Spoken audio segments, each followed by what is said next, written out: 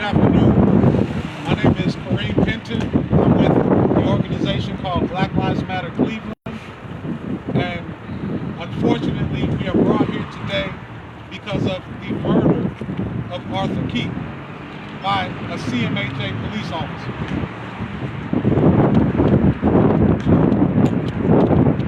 Arthur Keith was an 18-year-old, a 19-year-old, and he was someone's son. He could have been my son and he could have been yours. He'd fallen asleep in a van and approached by law enforcement, and it was determined at that moment that his life did not matter any longer.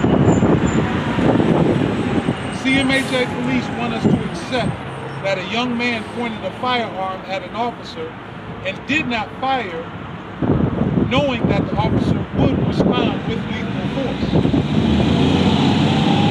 That this officer somehow felt that he was in danger, so he fired multiple shots into Arthur's back while he was fleeing. If they shot him because they saw a gun, we must keep in mind, in an open carry state like Ohio, seeing a gun is not grounds for shooting anyone. The family, first and foremost, deserves to know who it was that murdered Arthur. They need to know the history of that officer, and so does the public. The family and the public demand to see a video if one exists. And if there isn't, the public needs to know why that the CMHA police are not being held to the same standard that Cleveland Division of Police are by them wearing body cams. This is the very reason that here in Cleveland and in other cities across America,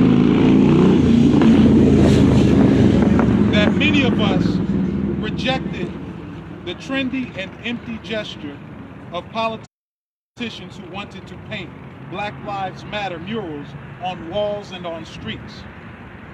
We knew that that would not make police violence or systemic issues disappear.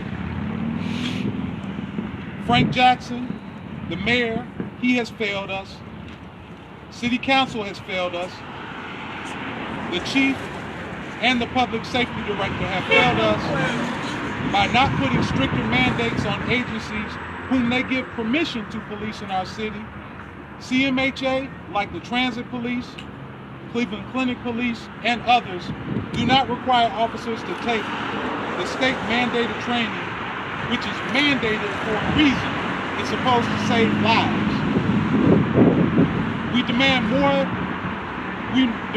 from them, many of whom will be running for elected office this upcoming year.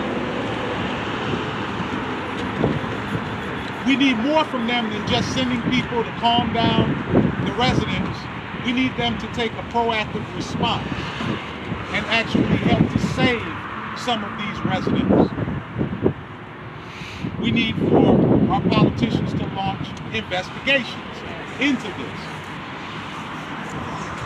We demand a thorough investigation and steps taken by our Cuyahoga County prosecutor, who also has a duty to stop law enforcement officers who are not current on their trainings, who are not current on the trainings aside from use of force and use of weapons. Arthur was a loving young man, and he was taken away from those that love him back. And so we ask that those in our local government, that they do more to protect the citizens than they have been doing, and stop these rogue agencies and the people that they employ that are impersonating law enforcement from occupying our streets. Thank you.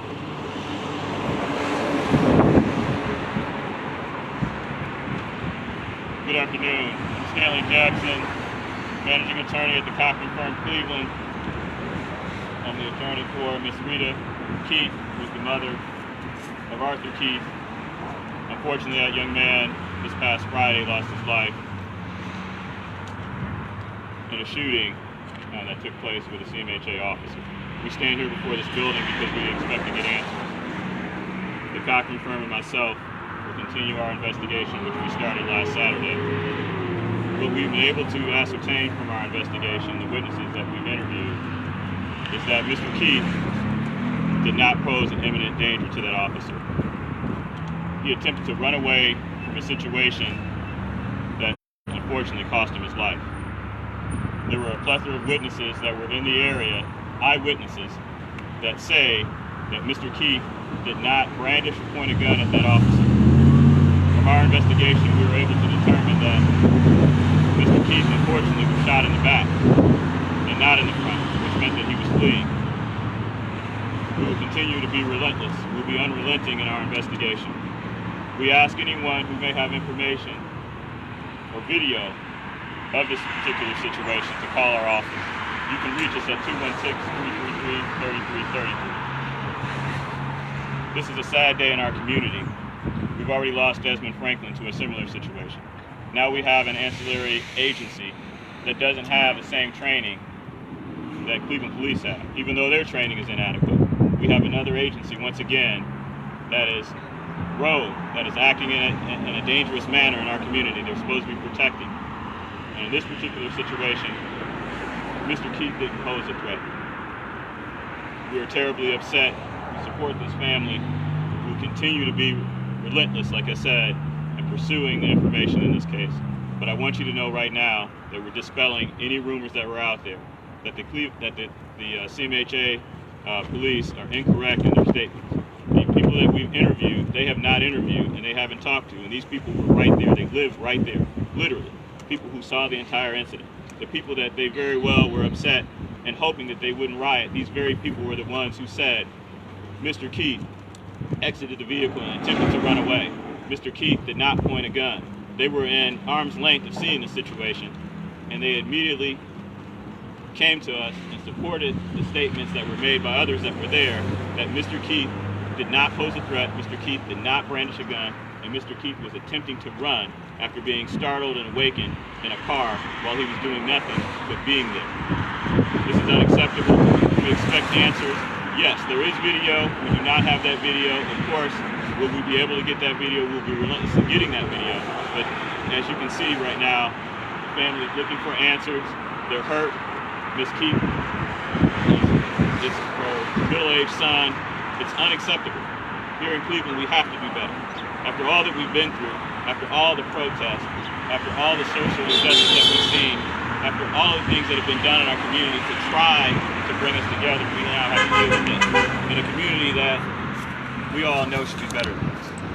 So I implore anyone who may have information concerning this particular situation to come to us. You can call us once again at 216-333-3333, or you can call our national firm number, 1-800-THE-FIRM.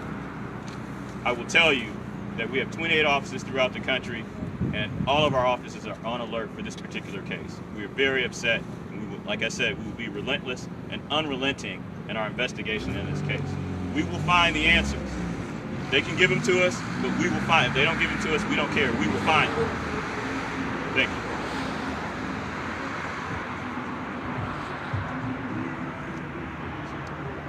If you guys have any questions, we'll take a few questions. What do you make of the police statements that he got out of the vehicle, aimed a gun at officers? Where does that come from? Well, I'll tell you this. The reality is we know that they're not required to have the same training as Cleveland Police, right? But one thing they do is they prepare their officers to come up with general statements. I fear for my life. He was driving in my direction. Oh, he pointed a gun. He charged it. I was in fear of my life. There was imminent danger. Those are catch-all words. But the reality is there were a plethora of people that were there. I haven't counted at least 10 people who were there, who were literally there, that saw Mr. Keith exit the vehicle and attempt to run. And not one of those individuals who were there, who don't know Mr. Keith, they don't have a horse in this race, they're just people who are part of the community who witnessed it. And they all say Mr. Keith exited the vehicle and attempted to run. And as he was running away, he got shot several times and he hit the ground. Do any of those have official videos? As of right now, we do not have any videos. We know that there was a camera, 2 cameras that were in the area. We've requested access to those. We know that they have access to them immediately, and they haven't shared them. We made the request. I'm sure you guys will make a request, but I think that video will show that our client, unfortunately, was running away with his car. Police agencies, CMHA, case, and so forth that patrol our MC neighborhoods to get still our help and are in the MOU with the city. Are held to the same standards as police officers. Like body cam, the same training, CCTV training, cultural competency, and so forth. I think it's vastly irresponsible for this agency to allow their officers to continue to operate without the proper training. I think in most of those situations, basically they're glorified security guards. They don't take on the same training. They don't have the same requirement, but yet still they have the opportunity and the ability to take, as you can see, a life. Someone in the that was supposed to protect them. So. The medical examiner said No, we have not. As of yet. We will. The family talk a little bit about the impact this has had.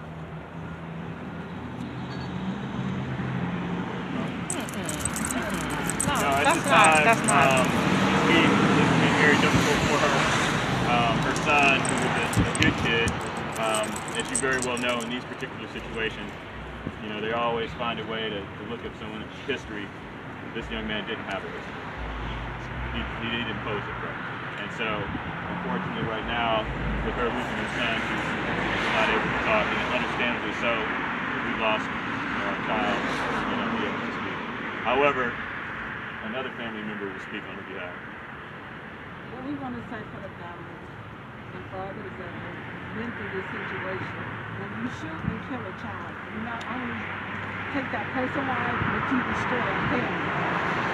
That bullet shattered that family. We have someone that we love, and there was no justification, and they're not being transparent. We're asking for transparency, we're asking for justice, we're asking for the truth, and if you're responsible, take the responsibility. Be accountable for what you do. Look into this community. How many of them have even reached out to the community because there were children out here when this happened? Are they sending out counselors out to talk to these families? They are doing nothing for these families. If it happened to someone else, they would be out there talking to the parents and the children to show them that the police are there to help protect. They're not doing this here, and I want to know why. Why are they not doing that? Why are they not talking to our families? Arthur was a good kid. He did not deserve to be shot down like he was. And we want answers. And what is your name? My name is Patricia Gibman. Can you spell first and last one? M-A-T-R-I-C-I-A. Last name is Gibman, G-I-B-N-E-R.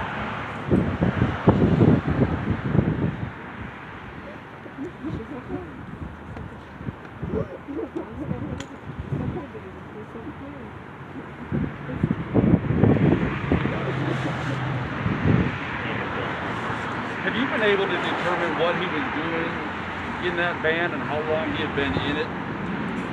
What I do know that he had a right to be in the van. It doesn't matter what he was doing in the van. He wasn't posing a threat. And no matter what he was doing in the van, he didn't deserve to lose his life. Do you believe he was sleeping though? Had been sleeping in it? I don't care if he was playing hopscotch. I don't care if he was playing rap music as loud as he could. I don't care if he was in there smoking a cigarette or smoking something illegal. Whatever he was doing, it never should have cost him his life. You guys have a van right there, a news van. These cameras can be mistaken for any sort of assault rifle or anything of that nature, but the same treatment wouldn't be given to a white person as a young black man. It's like we need to be shown the same respect, the same ability of just giving it the benefit of the doubt. There's always a doubt instead of a benefit. For the black man. Do you believe this was a shoot first, ask questions later? Most definitely it was a shoot first, ask questions later. The reality is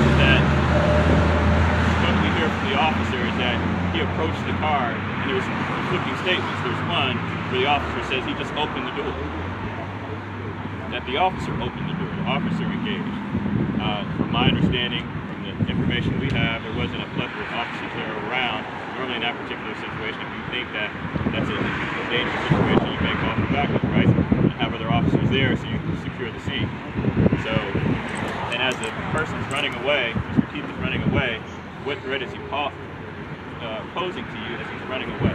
So I think this is a perfect example of an ancillary agency with poorly trained officers. I mean, to be frankly honest with you, we know our Cleveland officers are poorly trained because we have a consent decree that they're not even adhering to. And so now you have an inferior agency that are allowing their officers to walk around with guns and to, once again, put our lives in danger, but more importantly, take a life if they should have never taken it. Do you believe the statement that the officer... I'm sorry, I can't hear you. Do you believe the statement by police that they recovered a gun at the scene? We're not sure of that yet. My understanding is that there's conflicting statements about that. So we don't know any of that information as of yet. We do know from witnesses that were there, that were within arm's length, that saw it happen, that Mr. Keith exited the vehicle and attempted to run away, that he did not brandish a gun. They were close enough to see if he would have pointed a gun. And our understanding, holistically, is that if someone points a gun and you're already ready and you're assuming that this is going to be a dangerous encounter, that you might shoot into the vehicle or you might have shot him before he could run away. And my understanding from at least the information that we have is that he was shot in the back. And he did not have a gun, as far as your witnesses are telling you, at the time his back was turned to officers. Well, what I'm saying is that the witnesses we have don't think they see they saw this entire from the beginning. Yes.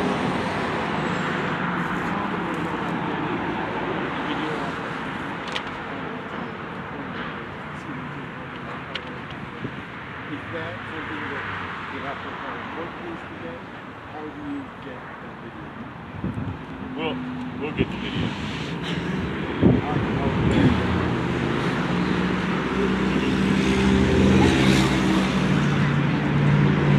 But more importantly, if the city was transparent, we know that the police are actually doing the investigation.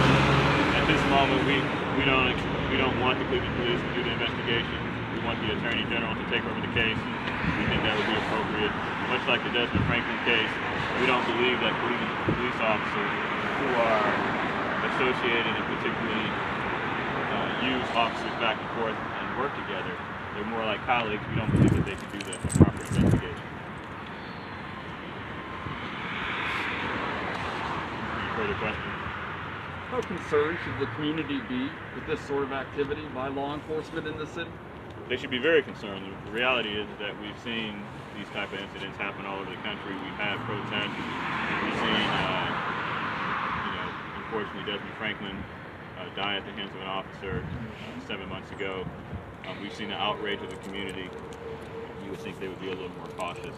You would think they would start doing training to make sure that these officers aren't doing these type of things. But to be frankly honest with you, obviously it's business as usual. And so you can't keep doing the same thing and expect a different result. We're not going to do the same thing and expect a different result. So you will see some very drastic and different things happen throughout the community, positive things that will look to try to change what we're facing here. The reality is that a young man sleeping in a car should not have to lose his life. How do you feel about the lack thereof input or lack thereof a voice or any sort of acknowledgement coming from City Hall in regards to this incident here, but also the recent surge and uptick in violence across the inner city or the southeast side of Cleveland, but yet and still the actions that they took to rectify the issue that happened downtown when businesses were being affected, they took a totally different action. We're very vocal on that, but when it comes to Black lives, they were silent. Well, ironically, on the way here, I was listening to the radio and I heard an ad advertising that the Cleveland police were looking for new candidates. And I thought that was kind of comical considering the fact that the ones that we do have that have been on the force apparently aren't well equipped to deal with our community. But to really answer your question, yes, it's obvious that unfortunately, our community, our police are more concerned with protecting our businesses than protecting our people. And I will tell you this, the Cochran firm is in the business of people. And so we will be here to protect our people.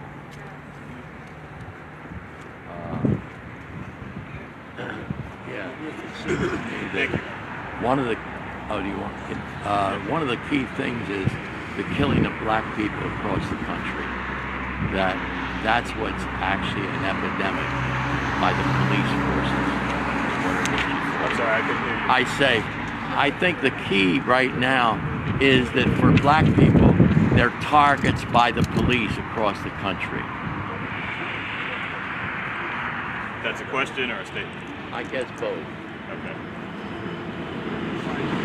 The reality is that we've been a target since we entered this country.